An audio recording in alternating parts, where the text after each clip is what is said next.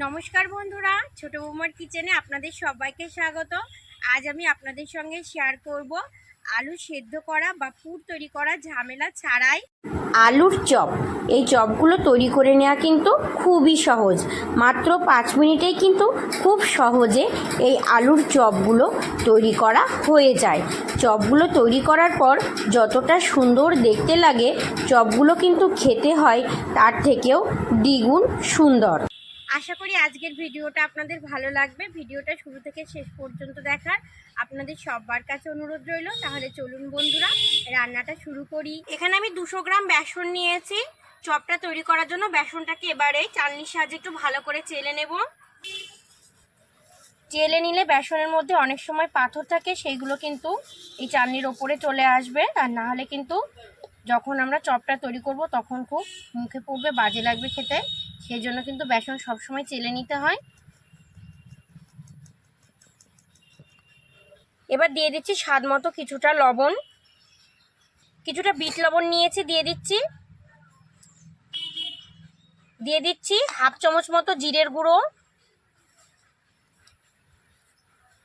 দিয়ে দিচ্ছি স্বাদ মতো এবার লঙ্কার গুঁড়ো। আপনারা যেমন ঝাল খেতে পছন্দ করেন তেমন দেবেন লঙ্কার গুঁড়োটা। নিয়ে নিয়েছি হাফ চামচ মতো কালো জিরে দিয়ে দিচ্ছি। এবার শুকনো উপকরণগুলোকে একটু ভালো করে মিশিয়ে নেব।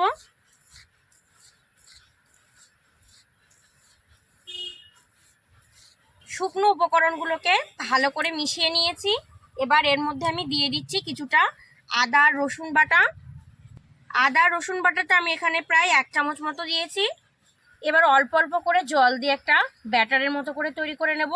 জলটা কিন্তু একবারে দেব না, একবারে দিলে কিন্তু অনেক সময় দলা পাকিয়ে যেতে পারে আর পাতলাও হয়ে যেতে পারে একবারে দিলে। সেজন্য অল্প অল্প করে জল দেব আর মেশাতে থাকবো।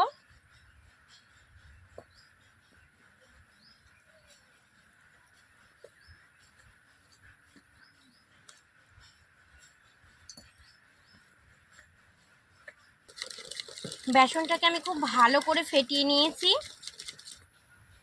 এবার এর মধ্যে আমি দিয়ে দেব সামান্য একটু হলুদ গুঁড়ো। হলুদ গুঁড়োটা দিয়ে আবার খুব ভালো করে আমি ফেটিয়ে নেব।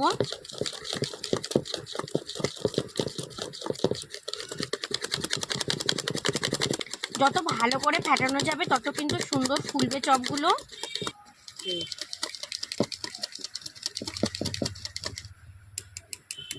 খুব ভালো করে আমি বেসনটাকে ফেটিয়ে নিয়েছি। এবার আমি বেসনটাকে একটু ঢাকা দিয়ে কিছু সময় রেস্টে রেখে দেব। বেসনটাকে রেস্টে রেখে দিয়ে আমি এখন দুটো কাঁচা আলু নিয়েছি। আলুগুলোকে এবার পাতলা পাতলা করে কেটে নেব। আলুর খোসাগুলো প্রথমে ভালো করে একটু ছাড়িয়ে নেব।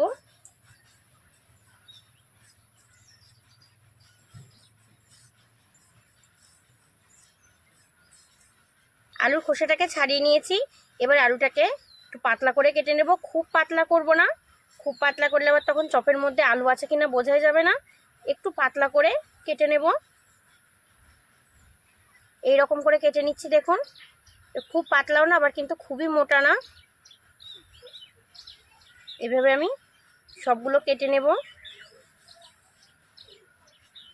আর একটা পিসও কেটে নিয়েছি দেখুন।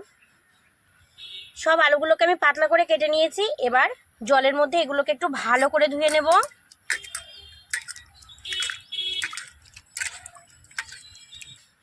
কিছু সময় বেসনটা ঢেকে রাখার পরে দেখুন কত সুন্দর ফুলে উঠেছে। এবার আমি চপগুলোকে ভেজে নেব। সেই জন্য উনান জ্বালে একটা কড়াই বসিয়ে দিয়েছি আর কড়াইটাও গরম হয়ে গেছে।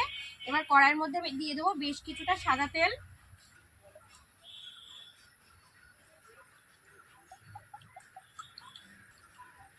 তেলটাকে এবার চপগুলো ভাজার জন্য খুব ভালো করে গরম করে নেব। গরম হয়ে গেছে চপগুলো ভাজার জন্য। এবার চপগুলো একে একে ভেজে নেব। বেসনের ব্যাটারের মধ্যে 1 পিস করে কাঁচা আলুর স্লাইস দিয়ে এইভাবে একটু ডিপ করে নেব। এইভাবে ধরবো, এক্সট্রাটা তাহলে পড়ে যাবে। এবার তেলের মধ্যে দিয়ে দেব। আবার একটা স্লাইস নিয়ে বেসনের মধ্যে এইভাবে ডিপ করে নেব। ডিপ করে নিয়ে একটু ঝরিয়ে নেব। এটাকেও দিয়ে দেব। খুন্তির সাহায্যে একটু করে তেল ওপরের দিকে দিয়ে দেবো, তাহলে খুব সুন্দর ফুলে উঠবে। উল্টে পাল্টে এগুলো একটু লালচে করে ভেজে নেব। চপগুলো কতটা সুন্দর ফুলে উঠেছে দেখুন, খুব সুন্দর কিন্তু তৈরি হয়েছে। আপনারা এইভাবে একবার বাড়িতে তৈরি করে খাবেন, দেখবেন খুব সহজে আলু সেদ্ধ করা বা পুর তৈরি করার ঝামেলা ছাড়াই কিন্তু খুব সহজে এরকম আলুর চপ তৈরি হয়ে যাবে 5 মিনিটের মধ্যেই। চপগুলো আমার ভাজা হয়ে গেছে, এবার এগুলোকে তুলে নেব।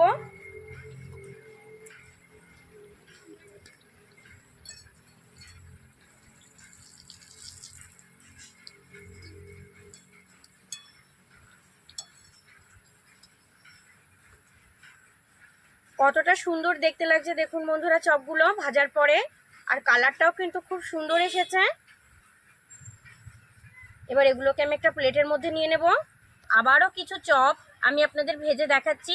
আবার একটা পটেটো স্লাইস নিয়েছি, এটাকে বেসনের এই গোলার মধ্যে এইভাবে ডিপ করে নেব। ডিপ করে নিয়ে এক্সট্রা বেসনটা এইভাবে ঝরিয়ে নেব, নিয়ে তেলের মধ্যে দিয়ে দেব। একইভাবে আরেকটাও নিয়েছি, এটাকেও ডিপ করে নিয়ে এক্সট্রা বেসনটা ঝরিয়ে নিয়ে এইভাবে দিয়ে দেব।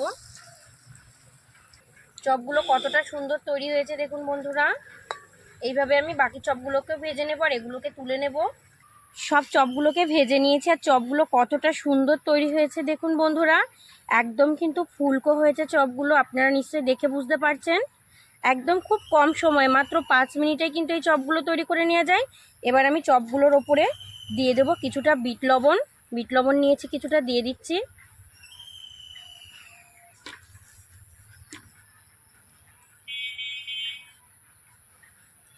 মুচমুচে এই মুড়ির সঙ্গে কিন্তু এরকম একটা চপ হলে খেতে খুবই ভালো লাগবে।